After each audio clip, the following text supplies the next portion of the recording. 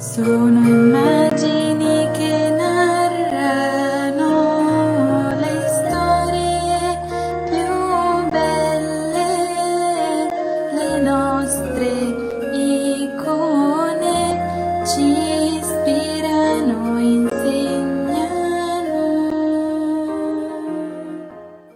L'icona di oggi ci racconta la storia del santo Abanob el-Neisi. Il nome Abanob è un nome copto che vuol dire il padre dell'oro. Infatti Aba vuol dire padre e Noub vuol dire oro, derivante dalla parola Binob, che vuol dire appunto oro. Il santo dell'icona è rappresentato giovane, perché i suoi genitori salirono in cielo quando lui aveva 12 anni. Dopo la loro morte egli si recò in chiesa e sentì il prete che invitava la gente a sopportare le sofferenze con felicità, in nome di Gesù Cristo. Così il santo tornò a casa e pregò Dio affinché gli desse la forza.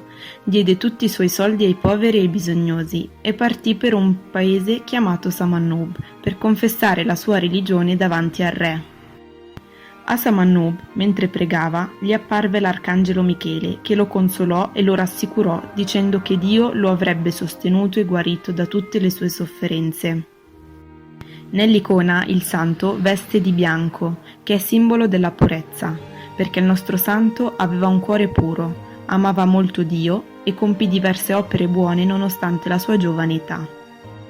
Inoltre dal suo collo pende una croce, perché egli confessò la sua religione davanti a molti re e sopportò diverse sofferenze in nome di Gesù Cristo, e la croce gli diede forza di sopportare e vincere tutte le sofferenze. Nell'icona troviamo un'aureola di luce attorno alla sua testa, in quanto santo e martire, e ottenne 3 corone, e poiché era luce per tutti quelli che lo circondavano. E questa era la storia di Sant'Abanob el-Neisi. Andiamo tutti a pregare davanti alla sua icona, che Gesù Cristo ci perdoni tutti i nostri peccati. Amen.